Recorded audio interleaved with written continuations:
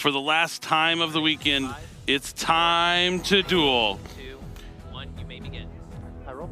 So here we go. It's game number 1 of the finals of the 2024 Yu-Gi-Oh! World Championship. I'll be going first. Ruben gets to go first here with his Yubel deck. We've seen him take the lead in several games at this point, and the Yubel deck is so strong at going first, it's almost unstoppable.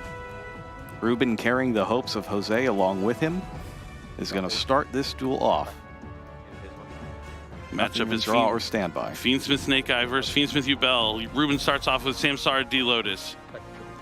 Enough to get the entire combo started on its own, but not nearly as powerful as opening something along the lines of opening of the Spirit Gates. So just only an individual combo, but we're not stopping anything this far. Yep, since RD Lotus is going to attribute itself to Special Summon Spirit of Yubel from the deck, on Summon Spirit of Yubel is going to let Ruben add or set a card that mentions Yubel, and yep, Nightmare Pain is the go-to here. Nightmare Pain's being activated. Is there a response? There is no response from Mark. Going to be able to destroy the Spirit of Yubel. Going to resolve Nightmare Pain, adding the Gruesome Gravescormer. Spirit of Yubel's effect is going to activate when it's destroyed to special summon a Yubel from the deck to the field. Looking an awful lot like his semifinal match so far with no interaction from Mark. Let's see what Ruben's next move is going to be. It looks like he is going to reveal that Gruesome Gravescormer to try and special summon it. Opting to special summon, special summon and destroy the Yubel. Probably trying to find more materials to add to the graveyard so he can access Phantom Yubel from that extra deck. So we see Yubel the Terra Incarnate come down. Can I just double check Squirmer's effect? Go ahead. Yep, Gruesome Gravescormer does have a couple of really good effects, being able to special summon and then destroy if you so choose. When it's in the graveyard, it's also going to be able to banish itself and special summon back a monster later on. I think Mark taking note of how many summons have been done at this point. So performing a leak summon here, Ruben's going to send both his monsters to the graveyard to summon the link to Unchained Soul Lord of Yama. That's going to let him add an Unchained monster from his deck to his hand. There's only one choice, and it is Shivara. Go ahead and summon a Phantom of Yubel. All right, and now he's going to return the 2 materials required to fusion summon Phantom of Yubel from the extra deck. Phantom Yubel is going to protect him from monster effects, as it can change the monster effect to force to become just to destroy Yubel from the deck. Now, as I said, Gruesome Gravescormer is going to banish itself from the graveyard to special summon back Spirit of Yubel. This is a great start here for Ruben. Go. No responses from Mark up to this point. With the Phantom already on the field, it's going to be way more difficult to get anything through. Targeting Spirit. All right, the Shivar is going to destroy Spirit of Yubel. While the on-summon effect is once per turn, the effect when it is destroyed to special summon Yubel from the deck is not, or from the graveyard. But seeing as he's just put some Yubel monsters back to the deck, might as well get him from there. There's also no once per turn on summoning the Phantom of Yubel, so the more monsters you get, the more Phantoms you can summon. All right, taking a moment to consider his next move carefully. Ruben's done this combo several times up to this point, so just has to go through the motions to try to consider what could happen from Mark's side. A link summon here, going to send both his monsters to the graveyard to summon Unchained Soul of Rage. Since Shivara was sent to the graveyard, it's going to let him set an Unchained Trap card from his deck. It's going to go for Abominable Chamber of the Unchained. Caster audio. I cannot. Thinking.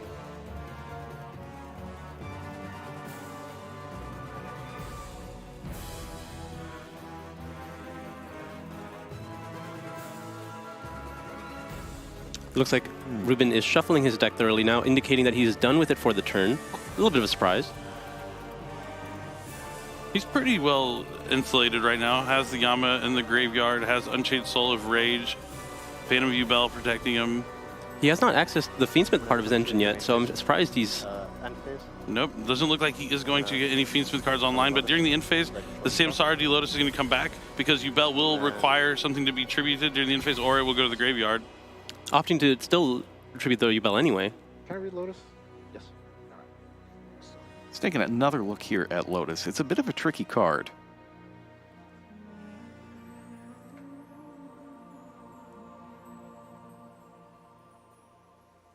Okay. Yeah, very rare to see this part of Lotus's effect be activated. Correct. All right, my turn. Yeah, so a strong start, but missing that other half of the deck here for Ruben. So it's not going to have something like DDD, High Wave, King Caesar on the field. We'll see how Mark's going to pilot his Snake Eye strategy through this field. Now, he didn't interact at all during Ruben's turn, so you got to figure that his hand is full of ways to act instead. That could be the case here. Divine Temple of the Snake Eye, the first action here from Mark. Picking up half the deck, not in the top half. You know how much I love that. What do you think the over-under on number of times that the card they're looking for was in the correct half of the deck? 100% of the time it's on the bottom. Yeah. But Snake Eye's Diabell Star is going to be placed in that spell and trap zone to be summoned later on. And the next up is Bonfire. Ruben has no response. Bonfire is going to let him add a level 4 or lower Pyro monster, and it's going to be that Snake Eyes Poplar. Pop effect. Poplar effect is activated in the hand. Special summon itself is going to be able to activate on the field to add a Snake Eye spell or trap. Already has the Divine Temple, so he's probably going to be looking to access. Up here we go again. Bottom half. Original Sinful Spoils of the Snake Eyes. Now we know because the Unchained Soul Rage is on the field, you can go into Anima, into the zone that it points to. Will be a good way to force out the Unchained Soul of Rage potentially, but he could also hold off on it since he does have Abominable, but having the Soul of Rage in the spell and trap card zone would be also... Ignore that Bonfire Colossus. It's actually supposed to be Bonfire. So Soul of Rage, yep, going to use right away here on Anima. Important note, a Poplar wasn't activated either. That's something key to note. Holding off on the Poplar effect. That is. Any triggers this turn play? Yeah, Chainlink 1 target. I'm going to go Chainlink 2. So Chainlink 1, Divine Temple to try and summon the Snake Eye Diabell Star. Chainlink 2, Ruben's SP Knight is going to banish the Snake Eyes Diabell Star from the spell and trap zone. That's huge. Ruben taking advantage of how turn player priority works here to get the banish off in the way that he wants. But there is a normal summon of Snake Eye Oak. Snake Eye Oak will let him special summon back that Poplar from the graveyard. But Phantom of Yubel might have something to say about it, or SP Little Knight's going to take that Snake Eye Oak off the field temporarily until the end phase, but that means it's going to be harder for Mark to access something like Snake Eyes Flameburst Dragon from the deck without using his original Sinful Spoils. But even still, if he original Sinful Spoils, it's going to be harder to get a couple monsters on the field since he's already used Snake Eyes Poplar's effect from the hand. So Ruben's still got that Phantom of Yubel on the field, and we also saw that he's got quite a large number of cards in hand. Yep, and we've been holding that Ash Blossom for the original Sinful Spoil. That's a huge Ash Blossom and Joyous Spring here from Ruben. I guess that makes a lot of sense. If he doesn't have the Fiendsmith cards, he probably has more points of interaction from his hand there to help with the field that he was able to create in turn number 1. Looks like it's just going to be a set from Mark. Wow. So Ruben able to stop Mark from going any further here in his turn. Mark, could you please straighten up your graveyard? Sure. Thank you.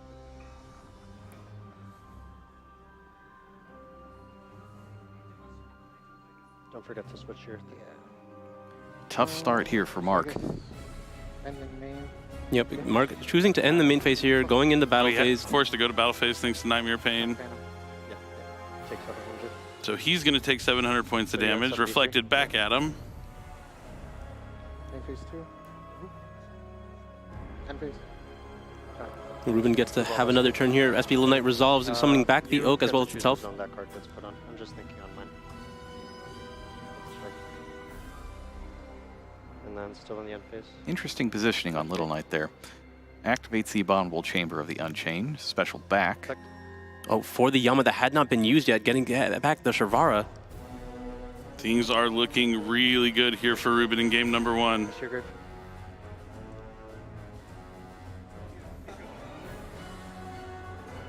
Still in the end phase. Activate Druisworm targeting. Wow, and he has the Bestial Druisworm on top of it. If things didn't already look really good, they're getting even better. My turn. Ruben opting to go for more of a half field just to really conserve his resources for the following turn because he needs to just do just enough to stop his opponent. And he had confidence with the cards in his hand that he had enough already. Ash Blossom proving critical there, holding it back until the very last moment to make sure that Mark couldn't get things going. Standby phase. Main phase 1. Good. Very good. Moved into the main phase. I'm going to go ahead and link summon. these two for Nightmare Phoenix. First action here from Ruben is a link summon for Nightmare Phoenix, and that's going to be co-linked with SP Little Knight. I'm gonna go He'll be able to discard a card to destroy a spell and trap card, and then draw a card. Target. I'm gonna go Jewel Swarm, Chain Link 2 on Pop. Discards the bigger Yubel. That's great to put in the graveyard because you can use it as a material if something happens to that Phantom of Yubel. It looks like it was just a bluff bonfire, but this Phoenix gets a lot of value. The draw, the effect, banishing the Poplar because of the, or not banishing, but sending it to the graveyard because of Druid Swarm. Thinking.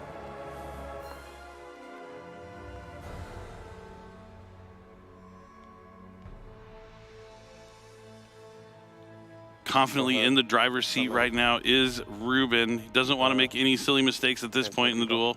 Looks like he's going to make another Phantom of Yubel here. Returns the materials. Either he wants to protect himself more, or it's just giving another monster on the field to use as a material to continue to link climb. He does have to watch out for maybe a pair of cards, even though Mark only has a pair of cards in hand that could disrupt him. Yeah, could really only be afraid of Effect Failures paired with something along the lines of Nibiru the Primal Being. If there was an Infinite Permanence, it would have been set to the field already. Exactly. So those Phantom Yubels are really putting in a lot of work here. But he is going to send one to the graveyard to special summon Shavara from the hand.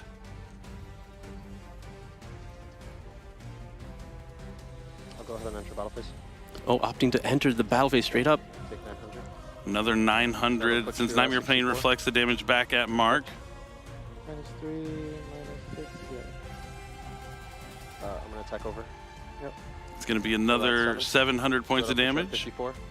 Yep. Or Mar- not 54, 57. Not going to be quite enough Back at here. 19.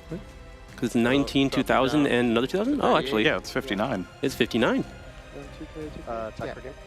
All right, and Ruben takes game number 1 over Mark, and now just one game away from becoming the Yu-Gi-Oh! TCG/OCG World Champion. But you don't see a smile on his face, still stoic, still focused, knows that the job is not done just yet.